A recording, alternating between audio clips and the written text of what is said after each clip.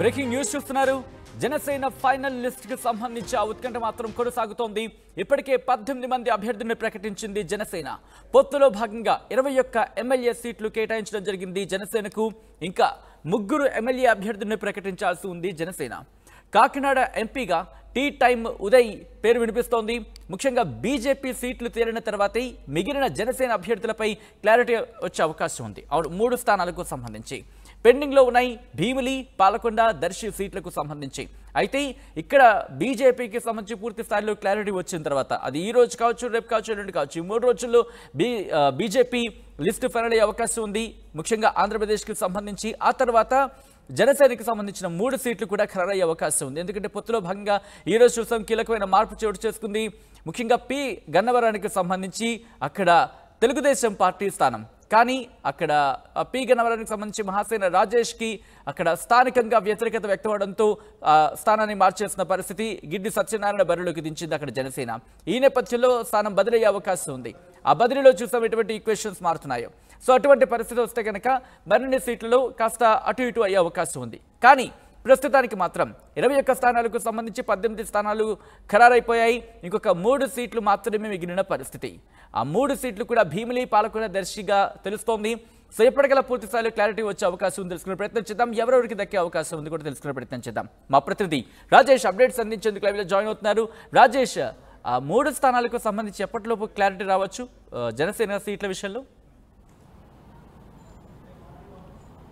అది రేపు ఎల్లుండిలో ఫైనల్ చేసే అవకాశం కనబడుతుంది. ఎందుకంటే పవన్ కళ్యాణ్ ఇంకా మంగళగిరిలో ఉన్నారు కాబట్టి ఇప్పటికి ఈరోజు పోలవరం, అదేవిధంగా మరొక నియోజకవర్గం పి గన్నవరం నియోజకవర్గాన్ని ఖరారు చేశారు. రేపు లేదా ఎల్లుండిలో మిగతా 3 స్థానాలకు ఖరారు చేసి పూర్తి స్థాయిలో అభ్యర్థుల్ని బరిలో దింపే అవకాశం ఉంది. ఇప్పటికే 21 స్థానాలకు సంబంధించి 18 స్థానాలని ప్రకటించారు. 18 స్థానాలు ఒకసారి మనం చూస్తే కనుక ఉత్తరాంధ్ర నుంచి మొదలు పెడితే నెల్లిమర్ల లోకం మాధవి ప్రకటించారు. తర్వాత అనకాపల్లి కొనతాల రామకృష్ణ, పెందుర్తి పంచకేల రమేష్ బాబు, యలమంచిలి సుందర విజయ్ని, తర్వాత ఉమ్మడి తూర్పుగోదావరి జిల్లా చూస్తే రాజానగరం బత్తుల బలరామకృష్ణ, కాకినాడ రూరల్ వచ్చి పంతం నానాజీ, అదేవిధంగా ఉమ్మడి పశ్చిమ గోదావరి జిల్లా చూస్తే నిడదవోలు కందులు దుర్గేషు, తాడేపల్లి గూడెం పులిశెట్టి శ్రీనివాస్, నర్సాపురం బొమ్మిడి నాయకర్, ఉంగుటూరు పచ్చమట్ల ధర్మరాజు, భీమవరం పులిపర్తి రామాంజనేయులు ప్రకటించారు. ఇక రాజోలు ఉమ్మడి తూర్పుగోదావరి చూస్తే రాజోలు వరప్రసాదు పేరు ప్రకటించారు. తిరుపతి ఆరణి శ్రీనివాస్ పేరు ప్రకటించారు. పి గన్నవరం గిడ్డి సత్యనారాయణ, పోలవరం చిర్రి బాలరాజు పేరు ప్రకటించిన సిచ్యువేషన్ చూసాం. కాబట్టి ఖచ్చితంగా మిగతా తెనాలి నాదెండ్ల మనోహర్ కూడా పేరు ప్రకటించారు. ఇక మిగిలింది 3 స్థానాలు కాబట్టి ఆ 3 స్థానాలు కూడా 2-3 రోజులు ప్రకటించే అవకాశం ఉంది. శ్రీకాకుళం జిల్లా సంబంధించి పాలకొండ జనసేన ఆశిస్తున్నట్టు తెలుస్తుంది. ఇప్పటివరకు టీడీపీ పాలకొండ సీట్ అనౌన్స్ చేయలేదు. ఇప్పటివరకు 139 స్థానాలు ప్రకటించినటువంటి టీడీపీ అధిష్టానం పాలకొండ మాత్రం అనౌన్స్ చేయలేదు. మిగతా అన్ని నియోజకవర్గాలు ప్రకటించింది. కానీ పాలకొండ ఇప్పుడు జనసేన కేటాయించబోతున్నట్టు తెలుస్తుంది. అక్కడ అభ్యర్థికి సంబంధించి 2-3 ఆశావాహులు ఉన్న నేపథ్యంలో వాళ్ళ లోకల్ని ఖరారు చేసే అవకాశం ఉంది. ఇక 2వ సీటు చూస్తే కనుక భీమిలి నియోజకవర్గానికి కూడా టీడీపీ గంటా శ్రీనివాసరావు అడుగుతున్నారు. కానీ గంటాని చీపురుపల్లి వెళ్ళమని అధిష్టానం చెబుతుంది. భీమిలితో పాటు చీపురుపల్లిని కూడా ఇంకా టీడీపీ అధిష్టానం హోల్డ్లో పెట్టింది. ఒకవేళ గంటా చీపురుపల్లి వెళ్తే కనుక భీమిలి జనసేన కేటాయించే అవకాశం ఉంది. జనసేన నుంచి అక్కడ పంచకట్ల సందీప్ ఆ సీటు ఆశిస్తున్నారు. ఆల్రెడీ ఆయన గ్రౌండ్ వర్క్ చేసుకుంటున్నారు.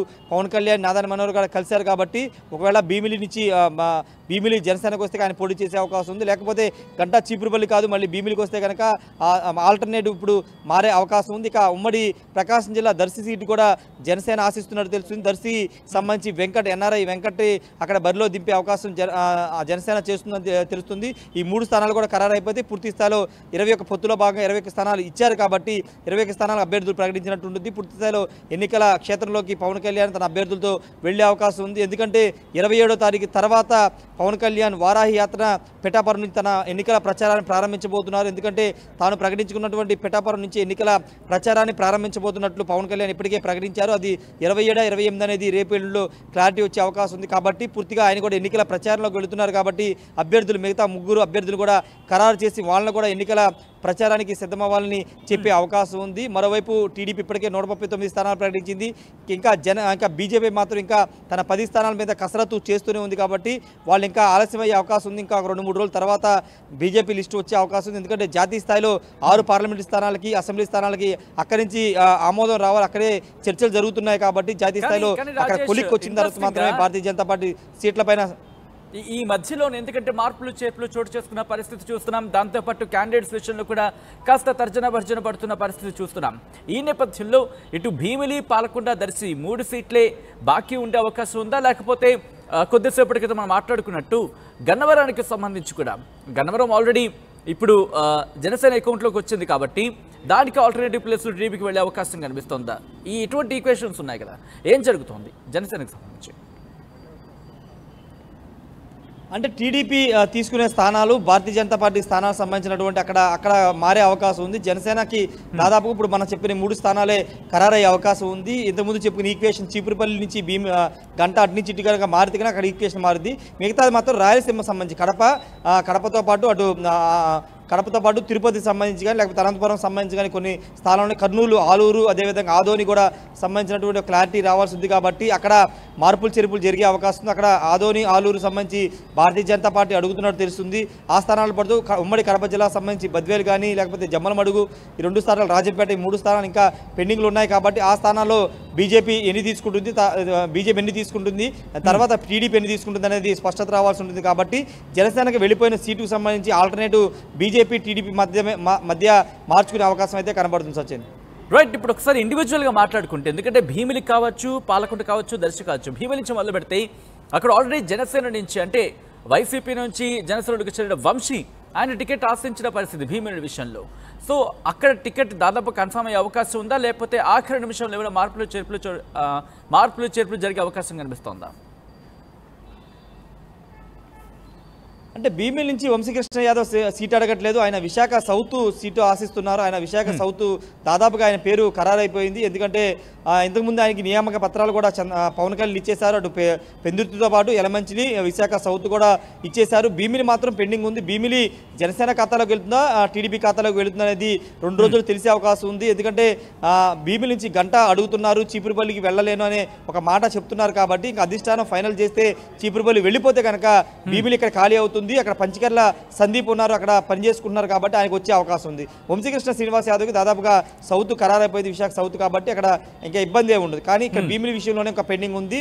ఇంకా ప్రకాశం జిల్లా దర్శికి సంబంధించి కూడా దర్శి కొంత కాపు సెట్టిబలజులు, కాపు ఓటు బ్యాంక్ ఎక్కువగా ఉన్నటువంటి నియోజకవర్గం కావడంతో అక్కడ కాపు సామాజిక వర్గానికి సంబంధించిన అభ్యర్థి పెట్టడం, జనసేన కేటాయించడం ద్వారా ఆ సీటు గెలవచ్చు అనేది ఉమ్మడి పొత్తులో ఉన్నటువంటి టీడీపీ, జనసేన భావిస్తుంది. కాబట్టి దర్శి ఇచ్చే అవకాశాలు ఎక్కువగా కనబడుతుంది. రాయలసీమ జిల్లాలకు సంబంధించి జనసేన ఎక్కడ కూడా అడగట్లేదు.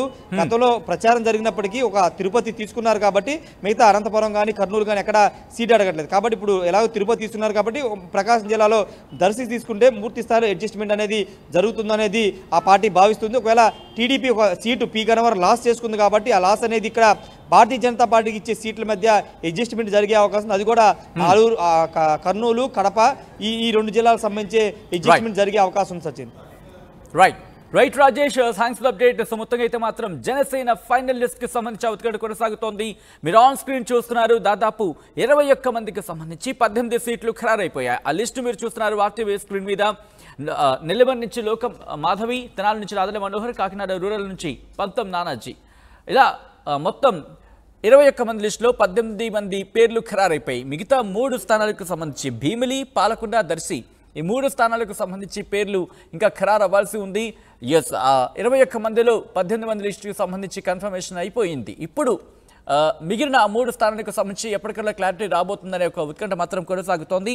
భీమిలి నుంచి కొన్ని పేర్లు, ముఖ్యంగా పాలకొండ నుంచి అలాగే దర్శి నుంచి పేర్లు వినిపిస్తున్నప్పటికీ ముఖ్యంగా ఇక్కడ బీజేపీకి సంబంధించి లిస్టు ఖరారు అయిపోయిన తర్వాత అప్పుడు జనసేనకు సంబంధించి పూర్తిగా క్లారిటీ వచ్చే అవకాశం ఉందనే చర్చ జరుగుతోంది.